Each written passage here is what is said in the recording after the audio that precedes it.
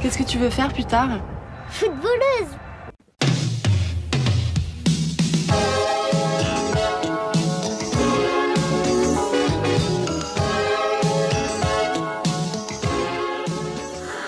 Ces bouleversements qui ont lieu dans le football féminin sont liés aussi à des bouleversements sociétaux.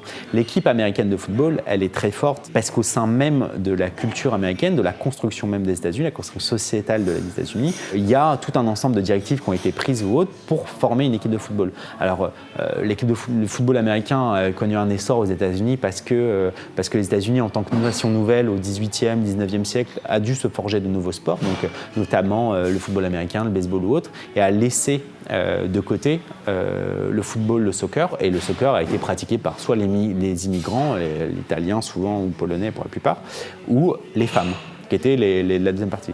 Les Noirs américains, c'est un peu plus différent parce que les Noirs américains ont compris que finalement, pour avoir des droits, il fallait investir justement le champ politique et justement ne pas prendre le soccer et vraiment investir le champ des sports pratiqués par les Blancs pour vraiment avoir une véritable réalité, réclamer des droits parce qu'ils avaient que ça à perdre parce que c'était vraiment la dernière classe sociale. Donc c'est déjà cette idée que le soccer va être pratiqué par les femmes. Puis après les directives des années 70 aux années où on va donner de plus en plus de droits aux femmes grâce notamment à des mouvements de contestation font qu'on va accorder des bourses notamment aux femmes et dans les sports où elles sont les plus performantes et en l'occurrence où elles pratiquaient le plus et c'était le soccer en l'occurrence à ce moment-là. Et du coup ça va créer une forme de boom où elles vont produire la performance, où elles vont être ultra compétitives. Et en ce sens, on se rend compte que finalement, ce n'est pas lié simplement à des qualités intrinsèques, c'est aussi lié à une construction sociale.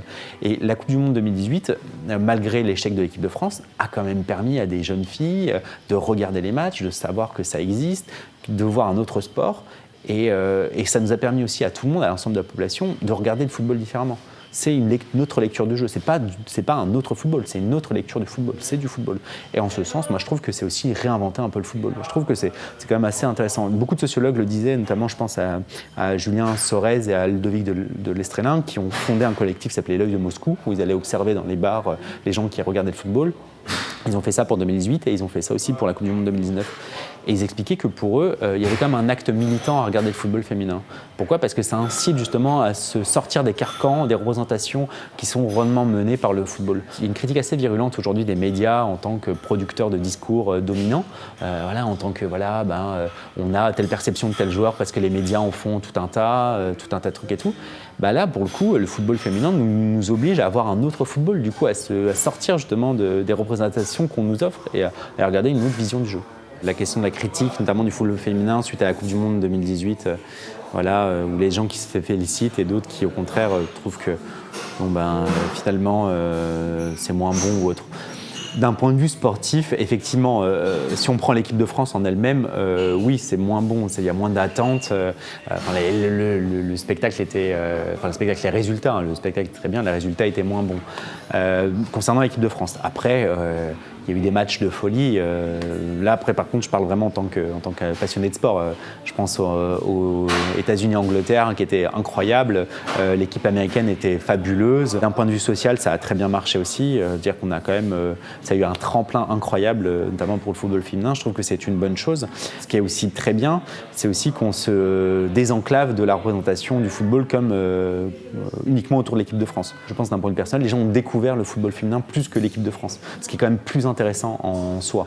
Après, moi je pense que ça a été une bonne chose, même pour l'équipe de France, parce qu'il y a eu des scores d'audience incroyables.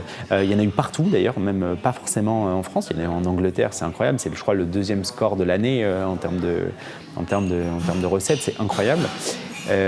D'audimat, pardon. Est-ce qu'il faut diffuser à parité égale les matchs des équipes féminines comme des équipes masculines ? Moi, je pense qu'il le faut, et effectivement, je pense qu'il le faut. Alors, comment il le faut ? Ça, c'est la grande problématique, c'est qu'on pourrait prendre des dispositifs, on pourrait faire en sorte que ça se fasse, notamment dans le cadre politique et gouvernemental. Après, là où c'est le problème, c'est que maintenant, la diffusion du sport, en l'occurrence, n'appartient plus aux autorités pratiquement publiques. Ça appartient à des groupes privés qui, eux, vont avoir un souci de rentabilité beaucoup plus important que simplement l'aspect politique des choses. Et en ce sens, malheureusement, ça risque difficilement d'être le cas. Mais il faut le faire. Il faut impérativement le faire.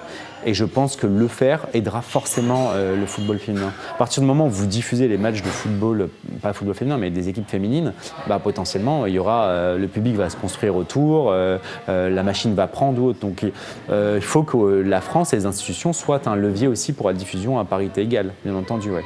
Les gens qui se posent la question de savoir, oui, non, c'est pas, ça va pas les aider, c'est pas comme ça qu'on les aide pas. Si, c'est un levier.